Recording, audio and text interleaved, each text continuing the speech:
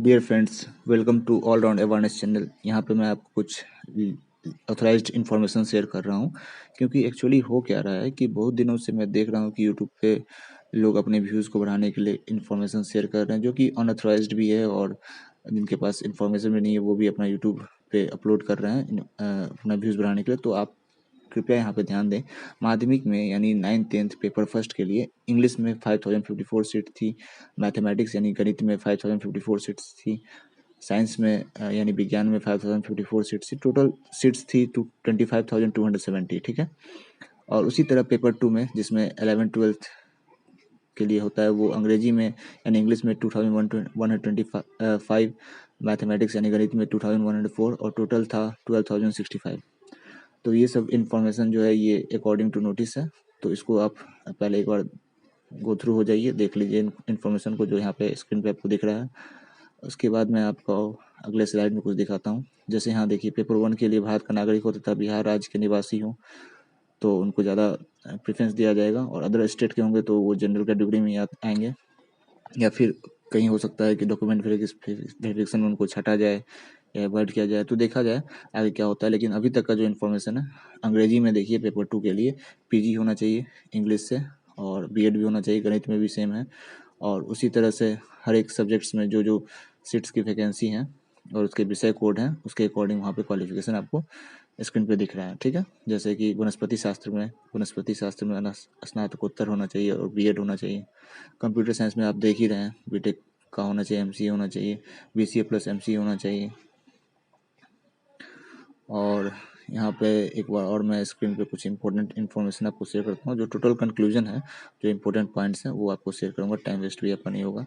और देखिए, जो अभी क्लेम कर रहे हैं लोग, तो सामान्य में ईडब्ल्यूएस कैटेगरी में 50% अंक लाना अनिवार्य था, और अनुसूचित जनजाति जाति, अत्यंत पिछड़ा वर्ग दिव्यांग के लिए 45% अंक लाना अनिवार्य था। तो ये सब जो है, जो क्लेम कर रहे हैं कि महिला को आरक्षण नहीं दिया गया है, तो यहाँ पे ऑलरेडी नोटिस में क्लियर है। ठीक है। तो इसको आप ध्यान दें कृपया। इन्फॉर्मेशन जो है वो गलत आवाज़ ना उठाएं, और जो भी आवाज़ है तो पहले लीगल कोर्ट नोटिस को देख लें आप उसके अकॉर्डिंग, क्योंकि फिर कोर्ट में जाइएगा तो फिर वो वैलिड भी नहीं हो पाएगा। और क्योंकि यहाँ पे दिया भी हुआ है कि एक इम्पोर्टेंट नोटिस यहाँ पे है, परीक्षा फल घोषित होने के उपरांत उक्त दोनों परीक्षा संबंधित किसी प्रकार की त्रुटि में सुधार हेतु दावा मान्य नहीं होगा। मानते हैं कि बहुत सारे स्टूडेंट्स का 1 नंबर से या 0.5 नंबर छूटा है। और सबसे पहले मैं आपको ये भी बता दूंगा कि यहाँ पे जो 22, 23, 24 कॉलम नंबर है यानी स्ट्रेंजर नंबर है, उसको आप अच्छे से पढ़ लें। ठीक है। और फिर से मैं एक बार और क्लियर कर देता हूँ कि परीक्षा फल घोषित होने के उपरांत उक्त दोनों परीक्षा संबंधित किसी प्रकार की त्रुटि में सुधार हेतु दावा मान्य नहीं होगा। तो इसको ध्यान दीजिए, और किसी तरह का कोई इस पे क्लेम भी नहीं हो पाएगा, कोई केस भी नहीं हो पाएगा इस पे। और केस होने से फ़ायदा भी आपको नहीं किसी तरह का, क्योंकि यदि मान लो सपोज आप जितना सीट है उतना लोग क्वालिफाइड हो, उतना लोग को तो अप्रोक्सीमेटली आगे प्रोसेस दिया जाएगा ना। मान लेते हैं सपोज आप मान लो कि 1000 सीट है और 5000 लोग क्वालिफाइड हो जाते हैं, तो वहाँ 5000 लोगों में से तो अल्टीमेटली 1000 को ही लिया जाएगा। तो फिर उस सर्टिफिकेट लेके और डिग्री लेके मान लीजिए क्वालिफाइड भी कर रहे हैं और घूम रहे हैं आप, और जॉब नहीं मिल रही, तो फिर आप ही को परेशानी है। क्योंकि पिछली बार भी यही गलती कर दिया गया था, जिसके कारण 6th फेज में, जिसके कारण बहुत सारे लोग अभी भी परेशान हैं, और एक एक्सपेक्टेशन मतलब दैट मीन्स की एक होप लेके घूम रहे हैं, लेकिन फिर भी उनका कुछ हो नहीं रहा है। क्योंकि स्वाभाविक है कि अब जितना सीट रहेगा उतना ही तो लोगों को ये किया जाएगा ना। तो जो क्वालिफाइड है वो निश्चिंत रहें, और फिर आगे की जो प्रोसेस होगी, तो यहाँ पे मैं आपको सारा लीगल इन्फॉर्मेशन शेयर करता रहूँगा, ऑथराइज्ड इन्फॉर्मेशन। आप जैसे यहाँ पे देख रहे हैं कि पेपर 1 के लिए क्या था कि हिंदी में स्नातक से पठित हो और बीएड होना चाहिए, यानी ग्रेजुएशन होना चाहिए हिंदी से, और बीएड कंपलसरी है। उसी तरह गणित में भी देख रहे हैं आप, गणित में क्या है, स्नातक स्तर पर गणित, भौतिकी शास्त्र और रसायन शास्त्र विषय होना चाहिए और बीएड होना चाहिए। इंजीनियरिंग वाले जो हैं वो उसका कम से कम मैथमेटिक्स होना चाहिए उसमें, बीटेक में या बीई में, और बीएड भी कंपलसरी है उनको। और उसी तरह विज्ञान में देख रहे हैं आप, स्नातक स्तर प्राणी विज्ञान, वनस्पति विज्ञान एवं रसायन शास्त्र विषय पठित हो एवं बीएड हो। उसी तरह इंजीनियरिंग से स्नातक में, जिसमें विज्ञान होना अनिवार्य है और साथ साथ बीएड भी होना चाहिए। तो ये सब इन्फॉर्मेशन जो आप देख लीजिए। सामाजिक विज्ञान में क्या है कि स्नातक स्तर पर सहायक विषय, प्रतिष्ठा विषय के अंतर्गत इतिहास, भूगोल, अर्थशास्त्र एवं राजनीति शास्त्र में से किसी 2 विषय में उत्तीर्ण हो, यानी कोई 2 विषय होना चाहिए। चाहे वो इतिहास हो, चाहे भूगोल हो, अर्थशास्त्र हो, और जिसमें अनिवार्यतः एक विषय इतिहास या भूगोल अवश्य हो। यानी इतिहास हो तो अर्थशास्त्र हो, या भूगोल हो तो अर्थशास्त्र हो, या फिर इतिहास हो तो राजनीति शास्त्र हो।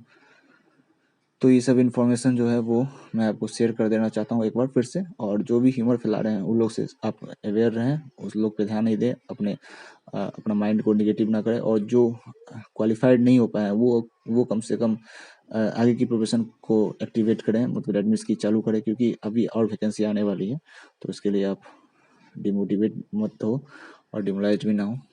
और अंग्रेजी के लिए आप देख ही रहे हैं, जो पेपर 2 के लिए उसमें पीजी होना चाहिए अंग्रेजी से और बीएड होना चाहिए। उसी तरह कंप्यूटर साइंस में भी देख रहे हैं, ए लेवल का 2 एक डिग्री होना चाहिए, पोस्ट ग्रेजुएट डिग्री होना चाहिए। बी हो, बीटेक हो, आईटी से तो चलिए ठीक है, साथ साथ या फिर अन्य और है, और का ऑप्शन है तो डिग्री और diploma with an institution university recognised by the government of India. और बी बीटेक एनी स्ट्रीम से हो, लेकिन उसके साथ पोस्ट ग्रेजुएट डिग्री होना चाहिए, वो भी कंप्यूटर में ही। एमएससी हो और एमसीए हो तो अच्छी बात है। बीसीए हो प्लस पोस्ट ग्रेजुएट हो तो वो भी वैलिड हैं। अदरवाइज जितने भी हैं इसके अलावा वो सभी डॉक्यूमेंट वेरिफिकेशन में छाट दिए जाएंगे, इसलिए आप लोग उस पर भी ध्यान दें, ठीक है। और ऐसा नहीं कि हाँ 2019 में वैकेंसी आया था, उस समय आप बीसीए में थे और सोच रहे होंगे कि हाँ 3 साल में मेरा एमसीए कंप्लीट हो जाए या 2 साल में मेरा पीजी कंप्लीट हो जाए वैकेंसी के बाद, तो फिर आप उसके लिए भी वैलिड नहीं है। तो जो रिक्वायरमेंट था उस समय तक आप यदि वो डिग्री होल्ड कर रहे हैं तो आप वैलिड हैं, अदरवाइज डॉक्यूमेंट वेरिफिकेशन में छाट दिया जाएगा। तो इन सब चीज़ों पे ध्यान दीजिएगा। और यहाँ पे एक लास्ट पॉइंट यहाँ पे है कि बी लेवल का डिग्री होना चाहिए, साथ साथ पोस्ट ग्रेजुएट डिग्री भी होना चाहिए, यदि सब्जेक्ट में सी लेवल का भी डिग्री होना चाहिए, साथ साथ पोस्ट ग्रेजुएट भी होना चाहिए। और फिर से मैं आपको ये सारे इन्फॉर्मेशन जो मेन पॉइंट्स थे, जो एलिजिबिलिटी को शो कर रहे हैं, वो मैं आपको शो कर देता हूँ और आप स्क्रीन पे केयरफुली देख लें वो इन्फॉर्मेशंस। फिर जैसे ही कोई ऑथराइज्ड इन्फॉर्मेशन आती है या फिर लीगल इन्फॉर्मेशन आती है तो मैं आपको इस चैनल को सब्सक्राइब कर लें, ऑलराउंड अवेयरनेस चैनल। ये कम्प्लीटली डेडिकेटेड है कैंडिडेट्स के लिए ही और हमारे प्यारे भारतीयों के लिए, जो आप यहाँ पे अच्छे से अच्छा इन्फॉर्मेशन ले पाएँ, लीगल इन्फॉर्मेशन ले पाएँ, ऑथराइज इन्फॉर्मेशन ले पाएँ, और ह्यूमर से बचें और नेगेटिविटी से बचें, क्योंकि ये जो नेगेटिव पर्सन्स होते हैं वो आपके माइंड को डिस्ट्रैक्ट करते हैं, डिमोटिवेट करते हैं। हमेशा पॉजिटिव रहिए। एक एग्ज़ाम नहीं निकलता है तो कोई दिक्कत नहीं, फिर नेक्स्ट एग्ज़ाम की प्रिपरेशन कीजिए। और यहाँ पे सारा इन्फॉर्मेशन आपको मिलता रहेगा। सब्सक्राइब करें चैनल को।